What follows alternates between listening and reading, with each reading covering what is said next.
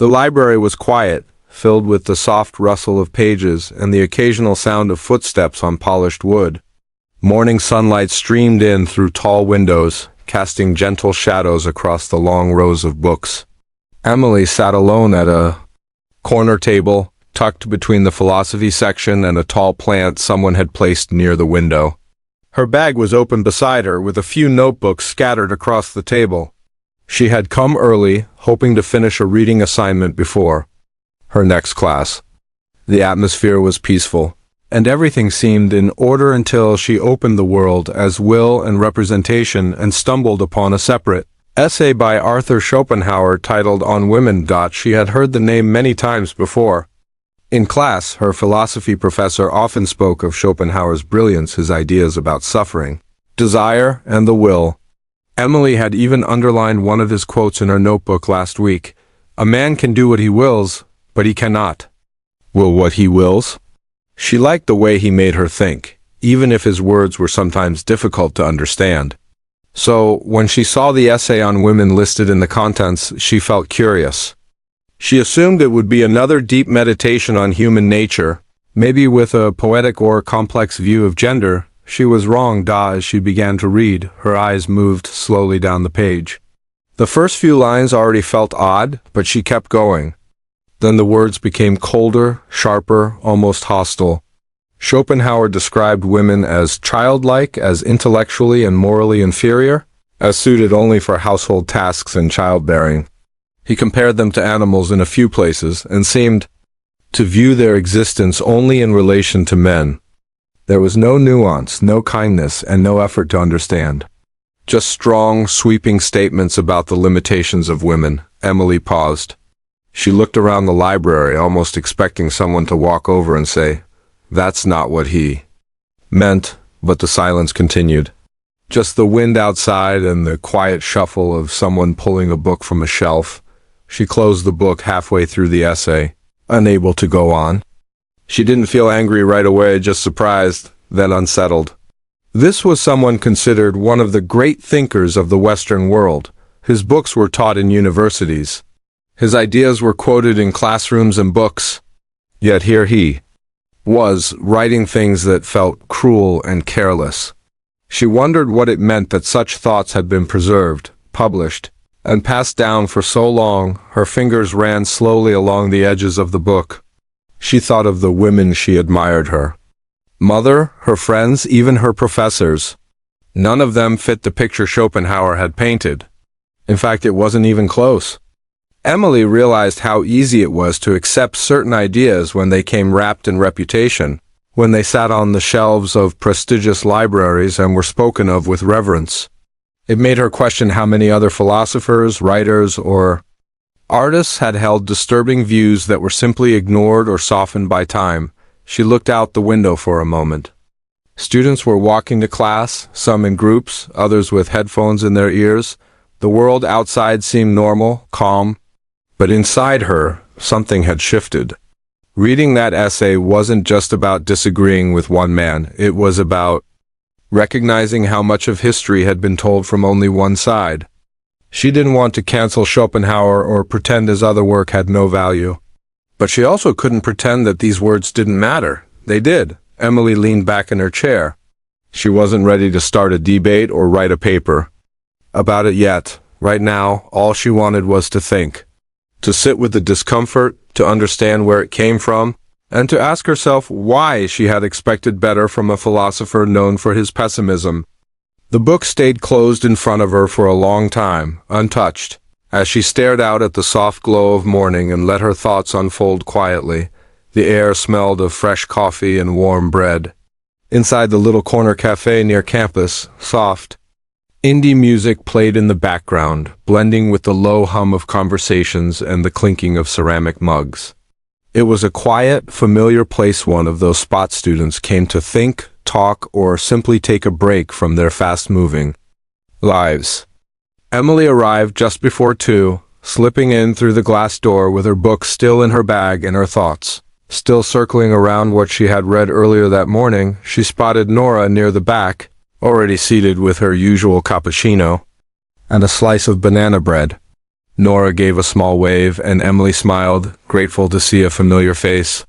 They'd been friends since their first semester, both majoring in literature, both curious about philosophy, and both often finding comfort in quiet, thoughtful conversations. Emily ordered a simple black coffee, then made her way over. They exchanged a few casual words about class and upcoming assignments, the kind of talk that fills space before something more real arrives.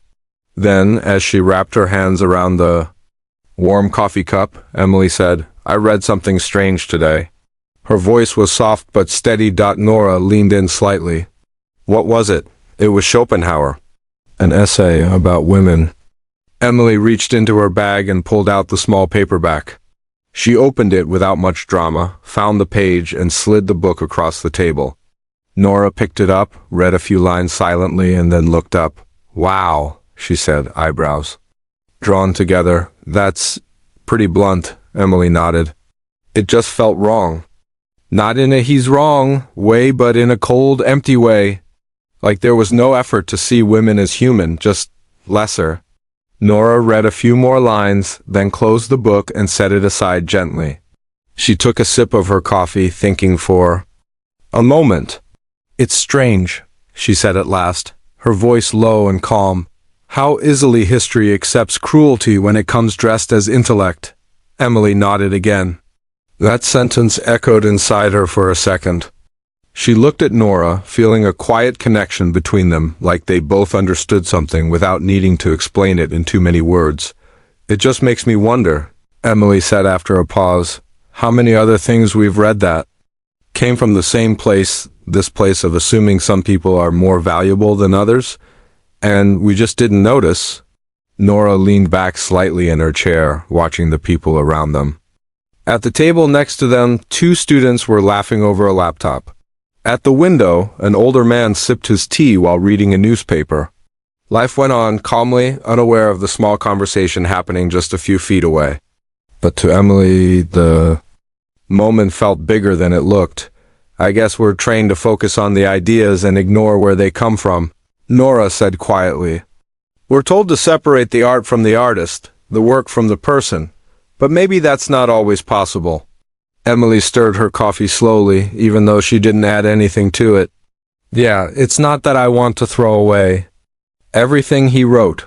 It's more that I don't want to pretend this part doesn't matter." Nora smiled gently. "That's fair. Maybe it's about reading more voices, balancing the bookshelf, you know?" They sat in comfortable silence for a few minutes, each sipping their drinks and letting their thoughts wander. There was no anger in the conversation, no dramatic outrage, just a quiet kind of clarity. It wasn't about being offended. It was about being awake, aware of the long shadows that some voices cast and the light that others could bring. Eventually, Emily slipped the book back into her bag. "I think I'll look for someone else to read next. Maybe Simone de Beauvoir, or something completely different." Nora nodded. "Good choice. I've been meaning to read her too." The conversation shifted after that. They talked about a group project, a poetry open mic happening next week, and whether the coffee shop had changed its banana bread recipe. But underneath the lighter topics, something steady remained, an awareness that thinking critically didn't mean rejecting everything. It meant being honest about what you were taking in and asking yourself whether it helped you understand the world or just pushed you into old patterns. As they left the cafe, the sunlight had started to soften, casting a golden hue over the sidewalk. The wind carried the scent of rain, though the sky was still clear. Emily felt lighter, not because the questions had been answered, but because they had been spoken out loud. She walked beside Nora, quietly glad for a friend who could hold space for difficult thoughts without rushing to fix or dismiss them. And as they crossed the street, she thought, maybe this is how change begins, not with loud arguments or bold declarations, but with small, honest conversations over coffee. The classroom was bright and quiet, tucked into the second floor of the humanities building. Rows of wooden desks faced a large whiteboard, and sunlight filtered through the wide windows, landing in long rectangles on the floor. The room always smelled faintly of chalk dust and old paper, a mix of tradition and thought. Emily walked in a few minutes early, carrying her notebook and the same philosophy book she had read from the day before. She wasn't sure if she'd speak today, but something inside her told her she couldn't stay silent either. The room gradually filled. Students trickled in, greeting each other with soft voices, setting their water bottles down, flipping open laptops. At the front of the room, Professor Lennox stood writing a few phrases on the board. He was in his 60s, with a calm demeanor and eyes that always seemed to be observing more than he let on. Today's topic was listed in tidy handwriting: Schopenhauer, pessimism, will, and the nature of human desire. The lecture began as usual. The professor spoke about Schopenhauer's core ideas: how the human will drives everything, how life is shaped by suffering and desire, how peace can be found in detachment. He quoted a few passages, gestured thoughtfully with his hands, and paused often to let the room breathe between ideas. The students listened, some scribbling notes, others simply watching. Then, after about 20 minutes, Professor Lennox paused and said, "Now, Schopenhauer also wrote some lesser-known essays. Not all of them have aged well. Some are quite controversial. One of those is on women. Anyone come across it?" A few students looked around. Emily felt her heart quicken slightly. She hesitated, then slowly raised her hand. "I read it yesterday," she said. Her voice was calm but clear, and honestly, I found it disturbing. The room shifted slightly. People turned their heads, looked up from their laptops. It wasn't a confrontation, just a ripple of curiosity. The professor nodded, encouraging her to go on. Emily took a breath. "He writes about women as if they're naturally inferior, not just physically or socially, but intellectually and morally. He says things like women have no sense of justice, that they only exist for reproduction." It didn't feel like philosophy. It felt like judgment. There was a pause. The professor stood still, arms crossed lightly, considering her words. "You're right," he said finally. "It's one of the more uncomfortable parts of his work. And you've described it fairly. The question we must ask is, what do we do with that discomfort? Do we ignore it because we admire his other ideas? Or do we let it challenge how we approach philosophy as a whole?" Another student, Mark, raised his hand. But wasn't he just a product of his time? I mean, weren't most thinkers back then kind of like that? Emily turned slightly toward him. "Sure," she said. "But if we use that to excuse it, then aren't we saying that harmful ideas are okay as long as they're old?" Mark didn't argue, just nodded slowly, as if absorbing the point. Professor Lennox stepped forward. "This is why we study philosophy, not to worship thinkers, but to wrestle with them. The fact that Schopenhauer could write something so brilliant on the nature of suffering and something so shallow about women, that tension is important. It reminds us that intelligence doesn't equal wisdom, and that we must always examine where ideas come from and who they leave out." The class felt different after that. Less like a lecture, more like a shared reflection. A few more students spoke, some agreeing, some asking deeper questions about how to judge thinkers from the past. Nobody raised their voice. There was no outrage, no debate to win, just careful thought. A slow, respectful unpacking of something that had been left unspoken for too long. Emily didn't say much after that. She just listened, but inside she felt steadier. It wasn't about being right. It was about being real, about naming what others were too used to skipping over. She realized that philosophy wasn't about memorizing arguments or quoting famous lines. It was about seeing clearly. And sometimes that meant holding a mirror up to the very thinkers you once admired. When the class ended, Professor Lennox thanked everyone and reminded them that next week they'd be reading Simone de Beauvoir. Emily smiled to herself. That felt right.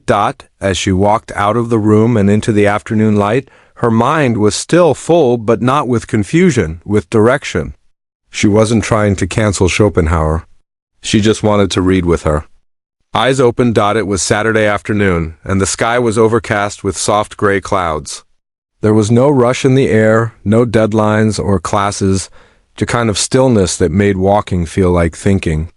Emily stepped into the small independent bookstore tucked between a cafe and a flower shop on a quiet street near campus. A little brass bell jingled as the door opened. The space inside was warm and quiet, with shelves reaching up to the ceiling, and the scent of old pages lingering in the air like something familiar and steady. She had been here a few times before, but today felt different. It wasn't just a casual stop, it was something closer to a quiet search. After everything she'd read and discussed about Schopenhauer over the last few days, she wanted to balance the scale. Not out of anger, but out of need. She wanted to hear other voices that had seen the world differently, that had lived where Schopenhauer had only speculated. She wandered slowly through the aisles, trailing her fingers across spines of books as if they could speak back. The philosophy section was small but dense, with thick paperbacks and older hardcovers nestled together like quiet companions. She tilted her head and read the names. Some were familiar: Plato, Nietzsche, Kierkegaard. But today she didn't stop at the names she had always known. Instead, she moved down the row to the end, where a smaller shelf labeled Feminist Philosophy stood almost tucked away. Her eyes landed on a name: Simone de Beauvoir. She pulled the book from the shelf, The Second Sex. The cover was simple, almost plain. She flipped through the pages slowly. The tone was different from what she had read in Schopenhauer. Where his words felt heavy with judgment, de Beauvoir's words felt layered, curious, analytical, human. She wasn't declaring women to be a certain way. She was asking why women had been seen that way for so long. Next to it was a thinner book, by bell hooks, Feminism is for Everybody. Emily picked it up, and a softness settled over her as she read the opening sentences. The writing was clear, warm, and inviting. It wasn't just academic, it was honest. It spoke of real life, real voices, and the ongoing effort to create space for dignity and equality. She held the book gently, feeling a kind of quiet companionship rise between her and the words. She noticed another title, The Human Condition by Hannah Arendt. She didn't know much about her, but the name had come up in a class once.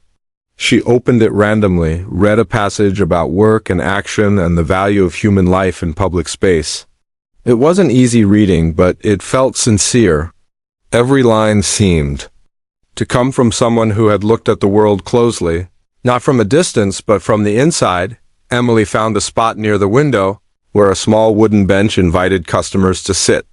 She lowered herself into the corner, books in her lap, and just sat there for a while. Outside, the street was calm. A child passed by holding a red balloon. A man walked a dog. None of them knew she was sitting there rethinking her relationship with centuries of ideas, but that didn't matter. This was her moment, quiet and personal. She realized something important then. It wasn't about replacing one philosopher with another.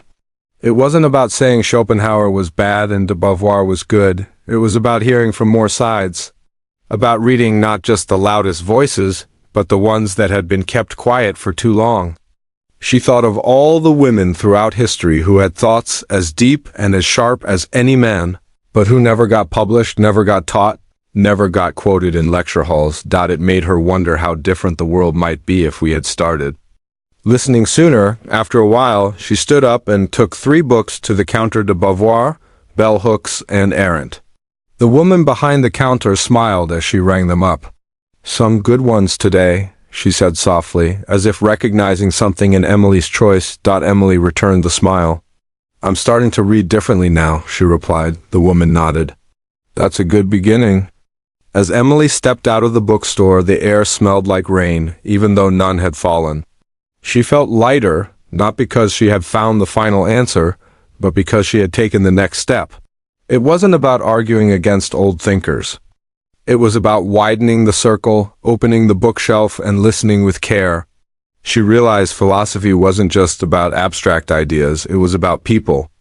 And if it didn't make room for all of them, then something had gone missing along the way. She walked slowly down the street, her books in a brown paper bag, her mind full not of conflict, but of possibility.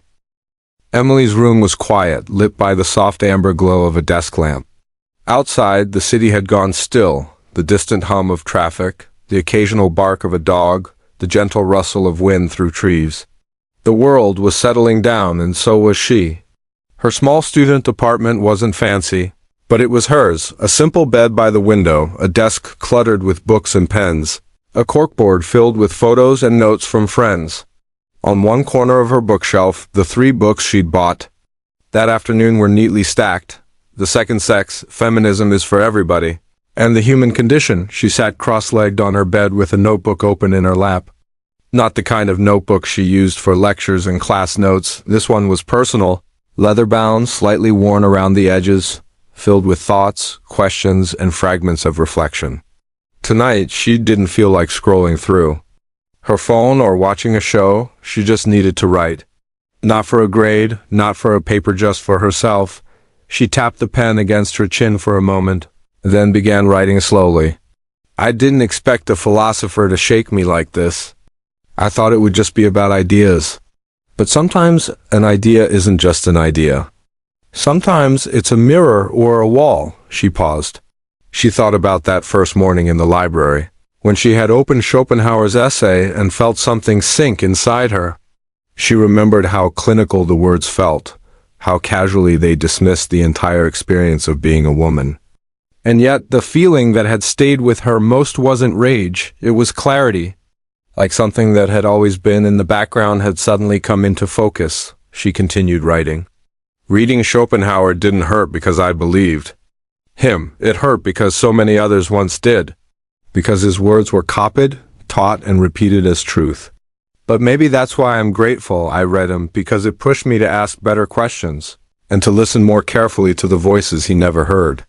She let the pen rest for a moment, then looked around her room. On the wall above her desk was a postcard from her mother, with a handwritten note that simply said, "Never let anyone else decide your worth." She smiled gently. Her mother wasn't a philosopher, but those words held more weight than any theory she'd read all semester. She thought about her conversation with Nora in the cafe, about how thoughtful the silence between them had felt, about Professor Lennox, who didn't shy away from discomfort in the classroom, and about the bookstore where new names had opened new doors in her mind. It wasn't a dramatic journey, but it was real. A quiet unfolding. A shift in how she saw the world and herself. I'm learning that philosophy isn't about having the final answer, she wrote. It's about asking deeper questions. About seeing where ideas come from, who they serve, and who they ignore. Maybe reading someone you disagree with is just as important as reading someone who inspires you, if it makes you think more honestly. The pages filled slowly. She wasn't rushing. Her thoughts came like water from a quiet stream, steady, unforced. She flipped back to earlier pages in the notebook, noticing how her tone had changed over the months. Less doubt, more direction. Less mimicry, more voice. Eventually, she closed the notebook and placed it gently on her nightstand. She reached for one of her new books, Feminism is for Everybody, and read a few pages before placing it beside the notebook. The words felt like kindness wrapped in clarity.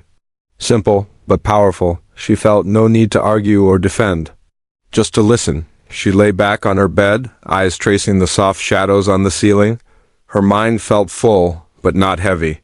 She wasn't angry anymore, and she wasn't confused. She felt something closer to peace, not because the world had changed, but because she had begun to understand it differently.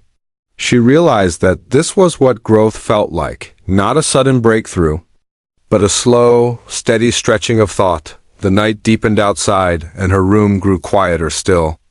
A breeze moved through the open window, carrying the scent of rain that hadn't yet fallen. Emily pulled the blanket over her and closed her eyes. Let the old voices speak, she thought, but make sure new ones rise beside them. And, with that thought, soft and strong, she drifted off, not into sleep, but into a kind of calm where thinking and resting were no longer separate things.